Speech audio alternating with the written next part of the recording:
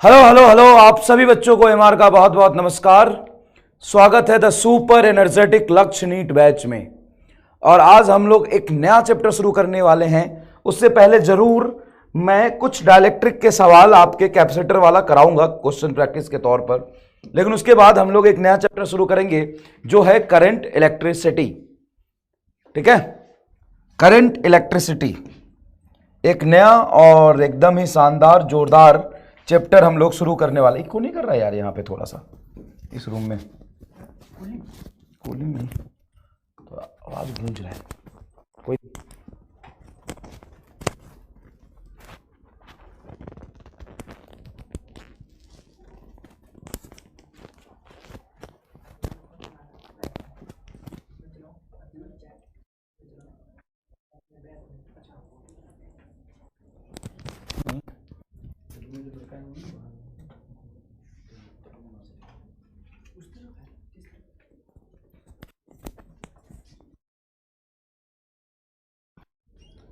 चल गया क्या?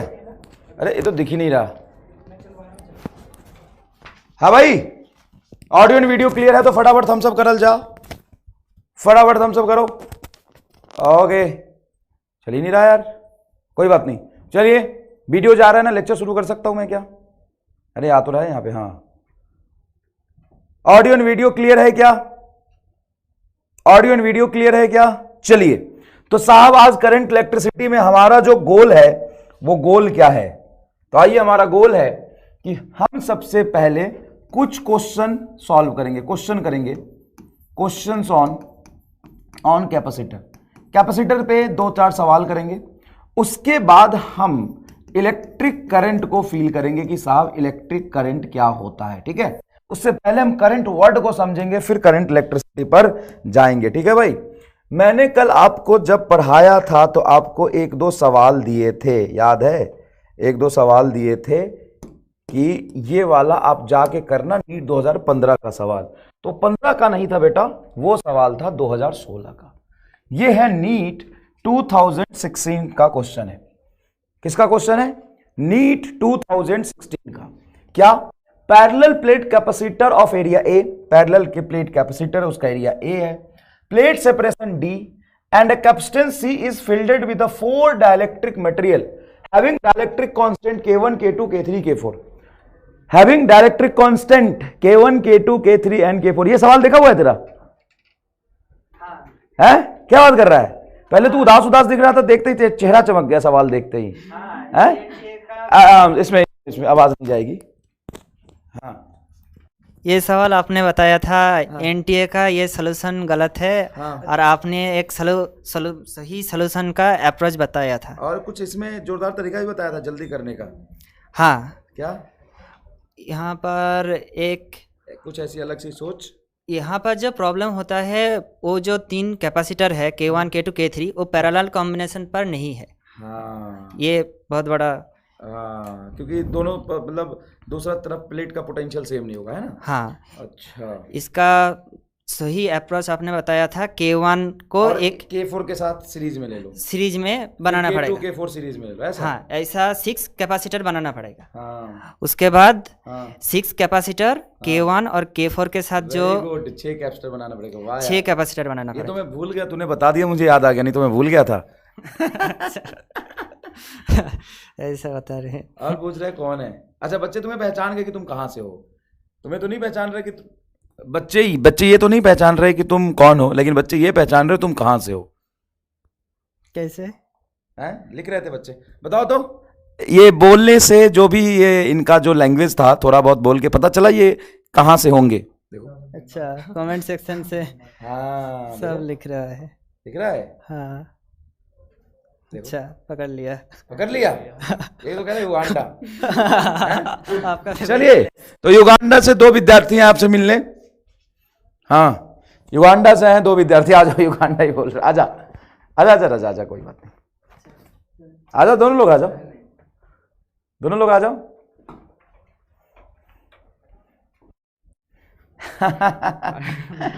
ये 2 लोग हैं। क्या नाम है आपका और कहाँ से हो? MD रेजाउल्ला। रेजा हम्म, मेरा शॉर्ट नेम की। और वो सैमुअल। अच्छा, कहाँ से हो? मैं वेस्ट बंगाल से हूँ। वेस्ट बंगाल से। अच्छा, वेस्ट बंगाल के मैंने सुना है कि बहुत छोटे से गांव में हो जहाँ कोचिंग वोचिंग बहुत दूर दूर तक नहीं होती, ऐसा है क्या? हाँ। कौन से गांव से? बच्चे खुद ही जान जाएंगे, बता दो, गांव बता दो अपना। मेरा गांव का नाम है छोटा आलुंदा। अच्छा, छोटा आलुंदा अगर हिंदी वर्सन में बोले थोड़ा। हाँ हाँ हाँ। हाँ। अच्छा, आपने ये भी बोला था कि 11th क्लास तक आपने सोचा नहीं था कि आप डॉक्टर बनेंगे, कुछ ऐसा है क्या? हाँ, 11th के मिड या एंड से मैंने सोचना शुरू किया डॉक्टर होने के बारे में। अच्छा, तो उससे पहले तुमने क्या सोचा था? तुम्हारा गोल क्या था लाइफ का कि मैं क्या करूंगा 11th से, मतलब 11th के एंड से पहले पहले तक? पहले मैं जेई और नीट में थोड़ा कंफ्यूज था, लेकिन अच्छे से पढ़ता था। अरे तुमने तो कुछ बताया था कि तुम कोई वो बनना चाहते थे, किसी और चीज़ का तैयारी करना चाहते थे। हाँ, थोड़ा फिजियोथेरेपी का भी प्रिपरेशन किया था। तुमने तो ये मतलब मुझे बड़ा सरप्राइजिंग लगा कि एकदम छोटे से गांव का एकदम बच्चा जो फिजियोथेरेपिस्ट बनना चाह रहा था, नीट जेई के बारे में उतना नहीं पता था स्टार्टिंग से। हाँ, नीट जेई के बारे में पता भी नहीं था। नीट जेई के बारे में पता था कि, लेकिन इसका जो कंपटीशन कैसे प्रिपेयर करना है ये वो सारी चीज़ पता नहीं था। हाँ, ये सारी चीजें पता नहीं था कि तैयारी कैसे, नाम सुना था, तभी तो फिजियोथेरेपिस्ट के बारे में भी आपने सुना होगा, बिल्कुल नाम सुना था, लेकिन इतना ज्यादा गाइड करने वाला कोई नहीं था, बताने वाला कोई नहीं था कि बता दे नीट जेई की तैयारी कैसे होती है, ऐसा। हाँ, ऐसा मैंने इंटरनेट पर ही इसका गाइडेंस मिला, फिजिक्स वाला से जो ऑनलाइन कोचिंग यहाँ पर मिला, ऐसे। हाँ, और ये 11th तो ये यूट्यूब से पढ़े थे, 11th में किसी बैच में नहीं थे, यूट्यूब के सेशन से उन्होंने 11th कंप्लीट किया था पेज सीरीज से, और लक्ष्य बैच में इन्होंने 12th पढ़ा था, और इनके मार्क्स आ रहे हैं 700। अब एक दो चैलेंज भी है क्वेश्चन में, देखते हैं क्या होता है। वैसे 700 एक्सक्लूड करके आ रहे एकदम, अपने को चैलेंज का कोई फर्क नहीं पड़ रहा है ना। चैलेंज का फर्क पड़ सकता है +-5। हाँ, बट 700 मार्क्स है इनके, और फिजिक्स में इनके हैं 180 नंबर, और इनके भी है फिजिक्स में 180 नंबर, और भी 2-4 बच्चे जिनके हैं 180 नंबर, तो ये अलग बात है। बाकी सबसे बड़ा जो इम्पोर्टेंट है वो ये है कि देखो यार, मतलब ऑनलाइन से सिर्फ सिलेक्शन ही नहीं, बच्चे टॉप भी कर रहे हैं। ईमानदारी से बताओ कि तुमने, मतलब देखो ये तुम लाइव हो, बहुत सारे बच्चे तुमको देख रहे हैं, तुम पे भरोसा भी कर रहे हैं, और शायद बहुत दूर दूर से लोग देखेंगे, तो कई लोगों को लगता है कि ऐसा हो ही नहीं सकता, अभी भी भरोसा नहीं हो रहा है। क्या तुमने 11th और 12th पूरी तरीके से ऑनलाइन पढ़ा था क्या? हाँ, फिजिक्स केमिस्ट्री बायोलॉजी पूरी ऑनलाइन से पढ़ा था, और ऑनलाइन पढ़ के 700 नंबर 705 नंबर लेके आ रहे हैं बच्चे। इनका 705-6 नंबर है, चैलेंज से वो 715 भी जा सकता है, 10 भी हो सकता है, इनके भी 5 नंबर आगे पीछे हो सकते हैं, मतलब 700 के आसपास नंबर लोग बच्चे ला रहे हैं, मतलब टॉप भी कर रहे हैं, सिर्फ सिलेक्शन की बात नहीं, टॉप कर रहे हैं। All credit goes to these 2 player, and बहुत सारे ऐसे बच्चे हैं। और क्योंकि देखो यार, टीचर तो हर जगह पढ़ा रहा है, सब लोग पढ़ा रहे हैं, लेकिन फिर भी बच्चा घर पे बैठ के एकदम क्रांतिकारी टाइप पढ़ता है, ये तो बहुत ही ज्यादा क्रांतिकारी था। मतलब इसका 11th खराब होने के बाद भी सिलेक्शन लेना बहुत मुश्किल काम है। हाँ सर। तेरा 11th तो ठीक था? हाँ ठीक था। सर बायो खराब था 11th में। बायो खराब था। बायो खराब था। अच्छा, कितने घंटे पढ़ते थे यार? ये एक टॉपिक है सब बच्चे पूछते हैं यार, हम क्या करें, बच्चे पूछते हैं कि तो कितने घंटे पढ़ना जरूरी है सेलेक्ट होने के लिए, कितना हम पढ़ें, तो तुम बताओ। अगर मैं बताऊँ 6 to 8 आवर्स ही होगा, लेकिन पूरा दिन लग जाता था इसको निकालने में, मतलब बहुत इफेक्टिव पढ़ाई करता था। अच्छा, ये जो 7 से 8 घंटे बोल रहा है ना, तुम्हारा 7 से 8 घंटा, इसका अलग है। तो ये अगर 12 घंटा बैठता है तो उसको बोलता है 7-8 घंटा। रीजन बताता हूँ, क्योंकि उस 12 घंटे में ये 15 मिनट का ब्रेक लेता है, उसको हटा देते हो, है ना? हाँ, ये एकदम कैलकुलेटिव है इसका, मैंने इससे बात किया, ये बता रहा था कि मतलब ये 5 मिनट के लिए अगर उठ रहा है तो 5 मिनट नहीं काउंट करता ये। अगर 10 मिनट के लिए ये अगर कुछ और करने चला गया, या फिर 10 मिनट के लिए पानी पीने चला गया, तो उसको काउंट नहीं करता था। 8 घंटे मतलब 8 घंटे प्योर, वो तुम्हारे 12-15 घंटे की बात हो गई, ठीक है। दूसरी बात होती है कि कंसंट्रेट कितना कर रहे हो पढ़ाई पर, कितना फोकस्ड हो, उससे इफिशियंसी भी तो होता है ना, इफिशियंसी इंक्रीज होता है। किसी के 4 घंटे की पढ़ाई किसी के 1 घंटे के बराबर हो सकती है, सही कह रहा हूं मैं? किसी के 4 घंटे किसी के 1 घंटे बराबर हो सकते हैं। हाँ, हो सकता है। और तुम भी एकदम अपीयरिंग में 12th ब्लैक लक्ष्य बैच से तुमने रिजल्ट हो रहा है, तो बाकी बच्चों को क्या कहना चाहोगे कि कैसे पढ़ाई करें, 11th का रिवीजन कब से शुरू कर दे? मैं यही बोलूँगा कि पढ़ाई के साथ साथ क्वेश्चन प्रैक्टिस भी अच्छे से करना चाहिए, तभी पता चलेगा कि कितना रिटेन कर पा रहे हो। अगर क्वेश्चन प्रैक्टिस नहीं हो रहा, क्वेश्चन नहीं बन रहा, मतलब कुछ गलती हो रहा है। अगर क्वेश्चन बन रहा है मतलब सही है। Previous year question most important है, वहाँ देखो कि वो क्वेश्चन बन रहा है या नहीं। और एक चीज़ और कि बुक कौन से सॉल्व किए थे प्रैक्टिस के लिए, मतलब कौन कौन सा मतलब आपने स्टेप फॉलो किया था? नोट्स तो लेक्चर तो लिया ही था, सारे लेक्चर लिए थे 12th में? 12th में मैंने सारे लेक्चर ले लिया। नोट्स बनाया था? नोट्स बहुत ज़्यादा नहीं बनाया, थ्योरी का बनाया, सारे क्वेश्चन नहीं, लेकिन बहुत जितना ज़रूरी लगा मुझे उतना बनाया। अच्छा, लेकिन जरूरी वैसे सारे ही होते हैं, तुम तो सारे बनाना, और नहीं भी बनाते हो तो एक अलग से जीरोक्स निकाल के रख लेना रिवीजन करने के लिए, है ना? दूसरी बात, क्वेश्चन प्रैक्टिस के लिए बुक यूज़ किया था? हाँ, एक बुक यूज़ किया था मैंने। मेरे फिजिक्स में इंटरेस्ट आ गया था, इसलिए मैंने एक्स्ट्रा यूज़ किया। ऐसे नीट के लिए ज़रूरी नहीं इतना। तुमने बुक यूज़ किया था? पांडे यूज़ किया? हाँ सर। 11th में यूज़ किया था? 12th में? 12th में स्टार्टिंग के चैप्टर्स के करे थे, फिर बाद में टाइम ही नहीं मिला था तो नहीं करा। बिल्कुल, बाद में टाइम नहीं मिला तो नहीं करा। वैसे आप जब तुम करते थे तो नोट्स के सवाल मिलते थे बुक में? हाँ, वही क्वेश्चन, वही कॉन्सेप्ट हर जगह रिपीट होता है बहुत। 11th का रिवीजन कब से शुरू कर देना चाहिए यार 12th के बच्चों को? सर मैंने सोचा था कि 11th का रिवीजन 12th के साथ ही कर लूँ। थोड़ा बहुत 2 चैप्टर्स कर लिए थे, पर नहीं हो पा रहा था, बहुत मैनेजमेंट हो रहा, मिसमैनेजमेंट। फिर कब से स्टार्ट किया तुमने 11th रिवाइज करना प्रॉपर?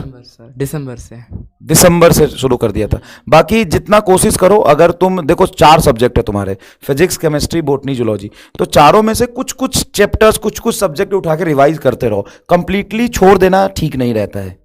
हाँ, कम्प्लीटली छोड़ देना ठीक नहीं है। जो लग रहा है ये थोड़ा कॉन्सेप्ट वाइज जो चीज़ है वो 12th के साथ साथ देख लिया जाए तो अच्छा है। जैसे इलेक्ट्रिसिटी। सराई ना ही ना अच्छा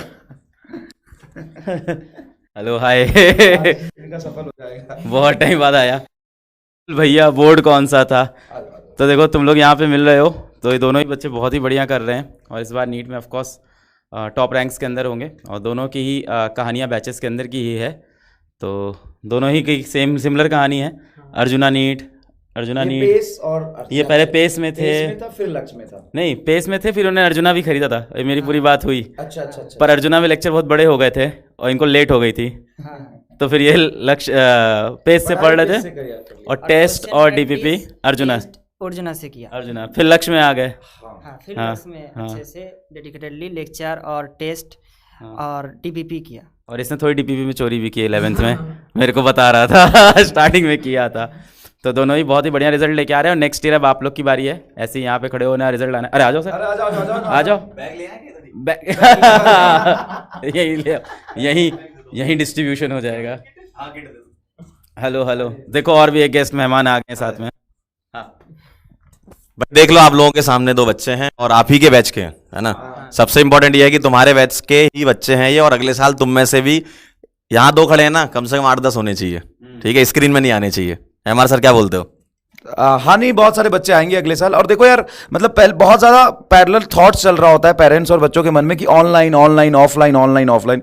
तो देखो यार, बात सिलेक्शन की नहीं, बच्चे टॉप कर रहे हैं ऑनलाइन से पढ़ के, फुल में से फुल मार्क्स ला रहे हैं नीट IIT जैसे एग्जाम में। तो यार तुम सेलेक्ट तो हो ही सकते हो किसी भी हालत में। कंटेंट इंपॉर्टेंट है, टेस्ट इंपॉर्टेंट है, पढ़ाई रेगुलर, मतलब रोज तुम पढ़ रहे हो ये इंपॉर्टेंट है। कहाँ पढ़ रहे हो फर्क नहीं पड़ता इस बात से। नहीं, बहुत सारे बच्चे को कॉन्फिडेंस चाहिए सर, जो ऑनलाइन में पढ़ रहे हैं ना, उनको कॉन्फिडेंस चाहिए कि क्या सिलेक्शन हो जाएगा, क्या इतने नंबर आ जाएंगे, क्या सब कुछ हो जाएगा। होगा, सारे लेक्चर देखोगे, रोज 6 घंटा 8 घंटा पढ़ोगे, सारे टेस्ट दोगे, डीपीपी करोगे, तो कुछ भी हो जाएगा।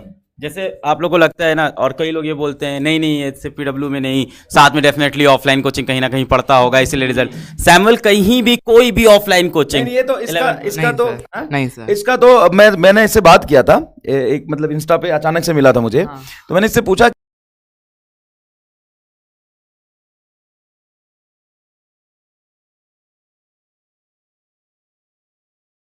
लेक्चर मैंने देखा है, तो मैंने इससे रैंडम क्वेश्चन पूछा। हाँ, मैंने इसे ये इसका नाम तो रैंडम 3-4 क्लासेस में एक बार आता था। नाम अभी मैं इनसे बातें कर रहा था, तो इसका सबसे पहली बार जो पीडब्ल्यू के स्मार्ट बोर्ड पे नाम है वो क्लास 10th के एक मेंटी क्विज में है।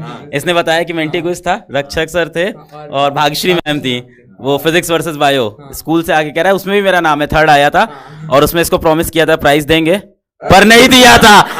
आज मिलेगा। इसने अपना आधार कार्ड भेजा था कि हमें प्राइज दे दो और हम लोग ने प्राइज नहीं दिया था, तो लो भाई आज प्राइज देते हैं। 170 रुपए उधार भी है मेरे पे। वो मतलब 150 100 नहीं, इसको देना पड़ेगा 150 रुपए, पेटीएम करूंगा मैं तुम्हें, अभी कैश नहीं मेरे पास। Thank you sir, thank you so much. और ये हमारा कोई प्लान नहीं था यार बैच में आगे करने का, ये रैंडम हो गया। अभी मेरी क्लास थी, मैं यहाँ था, ऑफिस आए हुए थे तो रैंडम हुआ है ये पूरा। और ये इनका हाँ, इनके बारे में भी बता दें तो रेजा आते हैं वेस्ट बंगाल के एक गांव से, गांव का नाम मैं 3 बार पूछ चुका हूँ, छोटा आलुंदा। छोटा आलुंदा से आते हैं। और क्या सबसे पहले डॉक्टर है, गांव के सबसे प्रथम डॉक्टर हैं। पीडब्ल्यू में ऐसे बहुत से बच्चे हैं जो अपने गांव के पहले डॉक्टर। नहीं था 11th तक कि मैं डॉक्टर बनूंगा। ये पीसीएम भी लिए थे और जेई के अंदर भी इनका 99.64 परसेंटाइल आया है जेई मेंस के अंदर, 4000 रैंक जेई में भी है इनकी। आप किसी ऑफलाइन कोचिंग कभी 11th-12th में कहीं पे भी नहीं, किसी भी ऑफलाइन कोचिंग नहीं? तो और आपका रीजन कुछ और था, क्योंकि वो दूर पड़ रही थी, शिवड़ी जाना पड़ रहा था, या कोलकाता जाओ या कोटा जाओ। तो देखो, जो आप लोग को कन्फ्यूजन होता है कि ऑनलाइन से पढ़ के सिलेक्शन होगा कि नहीं होगा, क्या ऑफलाइन जाना जरूरी है, तो यहाँ आपके सामने रिजल्ट है। और सिलेक्शन नहीं है, टॉपर्स हैं। तो एग्जैक्टली बच्चे घर से पढ़ के टाइम बचा के टॉप भी कर रहे हैं इन्हीं बैचेस से। अर्जुना, लक्ष्य, इन्हीं बैचेस से सिलेक्शन हो रहा है। इन लोग किसी डिफरेंट बैच से नहीं है। क्या आपकी कोई डिफरेंट बैच थे जहां आप पढ़ते थे कि इन्हीं बैचेस से पढ़ रहे थे? सर यकीन का भी लिया था, यकीन का भी लिया था। ये डेटा भी नहीं आया। यकीन का अब इसका सच सामने आएगा। यकीन का इसने बैच नहीं लिया था, इधर उधर से कहीं से लेक्चर जुगाड़ के देखे थे। क्या मैं सही बोल रहा हूँ? इसने सेलेक्ट हो गया, सब माफ है। ये मुझे बता रहा था कि सर मैंने यकीन के 11th के रिवीजन किए थे आपसे, बट मैंने कोई बैच नहीं खरीदा था, वो कहीं कहीं मिल गया था वीडियो मुझे। कहाँ? एक बात मैं इनके फादर की बता देता हूँ। इनके फादर से भी मेरी अभी बात हो रही थी, तो वो तो एनआईटी से वो पास आउट है, एनआईटी नागपुर से। और उन्होंने 9th क्लास में जब ये आया था तब अपनी जॉब छोड़ दी थी कि भाई ये इसको पढ़ाना है वैसा। और उन्होंने अपना कोई वेंचर स्टार्ट किया था। तो पेरेंट्स का भी काफ़ी सेक्रीफाइस होता है इसमें, है ना। ऑब्जर्वेशन भी बहुत जरूरी होता है कि बच्चा क्या कर रहा है, क्योंकि ऑनलाइन है ना। अगर इन दोनों बच्चों को देखें तो ये खुद से भी काफ़ी मोटिवेटेड रहे हमेशा। कोई ऐसा एक्सटर्नल बहुत ज़्यादा मोटिवेशन की इनको जरूरत नहीं पड़ी है कि कोई भी आके मोटिवेट करे। ये खुद से ही मोटिवेट रहे, और ऐसा होना चाहिए आपके पास भी, कि आपको लगना चाहिए कि यार आपके पेरेंट्स हैं सामने, जो उनसे अच्छा मोटिवेशन आपके पास नहीं हो सकता है ना। और टीचर को बहुत ज्यादा सीरियसली लेते थे ये लोग। टीचर को मतलब सच में बैच में जो भी टीचर्स पढ़ा रहे उनको सीरियसली लेते थे, मजाक मजाक में नहीं। मतलब सीरियसली बोला था मैंने क्लास में एक बार, सिलेक्शन तुम्हारा होगा, 5 किलो टेस्ट पेपर तुमको करने पड़ेंगे। 11th क्लास में बोल दिया था। तो इसने अपने पिताजी को बोला और कोटा से मंगवाया 5 किलो एग्जैक्टली।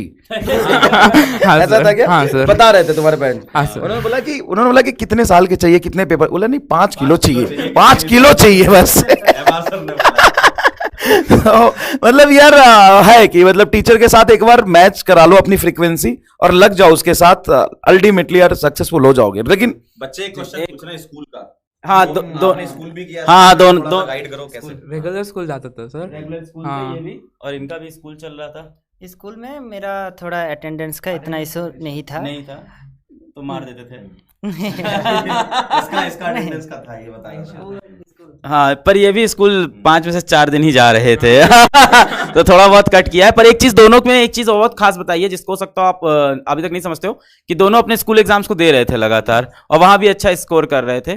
एक चीज और जो दोनों की कॉमन निकल के आई, दोनों ने भर भर के सारे टेस्ट दिए हैं। टेस्ट के क्वेश्चंस नहीं आते थे तो वीडियो सोल्यूशंस देखे हैं, टेस्ट को इंप्रूव किया है। टेस्ट को लेके दोनों सीरियस थे, कंप्लीट टेस्ट दिए हैं दोनों ने। तो टेस्ट को लेके आपको भी सीरियस रहना चाहिए। बाकी इस ईयर ऑफलाइन टेस्ट भी आ रहे हैं, ये भी इन लोगों ने दोनों ने रिक्वेस्ट की कि ऑफलाइन टेस्ट होने चाहिए। तो वो भी सितंबर में हम लोग लेके आएंगे कि ऑफलाइन टेस्ट आपके आसपास हो, तो वो भी चीज अब करेंगे।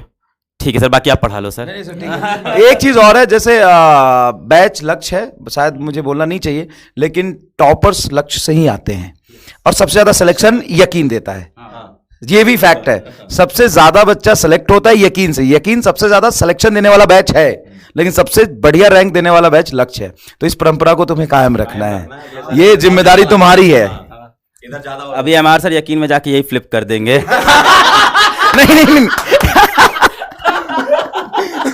नहीं सर, फ्लिप कैसे कर दूंगा? रिजल्ट कहां से दिखाऊंगा मैं?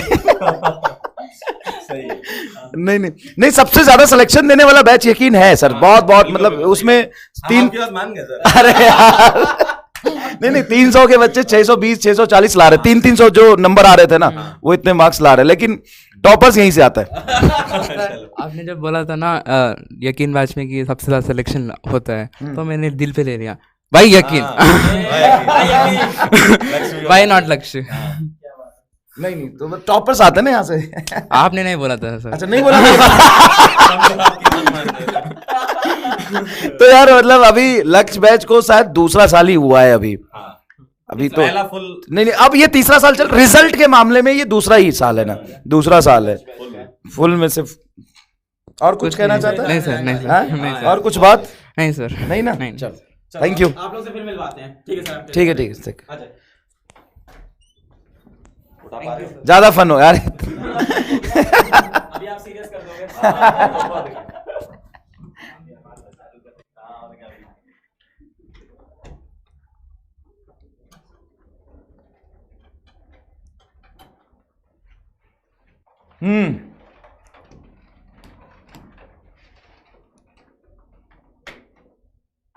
बाहे, अरे बाहे किसको बोल रहा है? ले कलम टूट गया, ये जिसका थोड़ा बहुत बचा था वो भी टूट गया।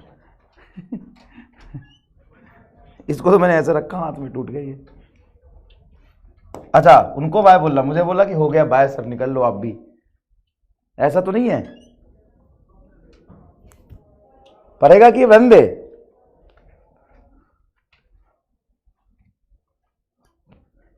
हाँ भाई पढ़ना है कि रहने दे भाई?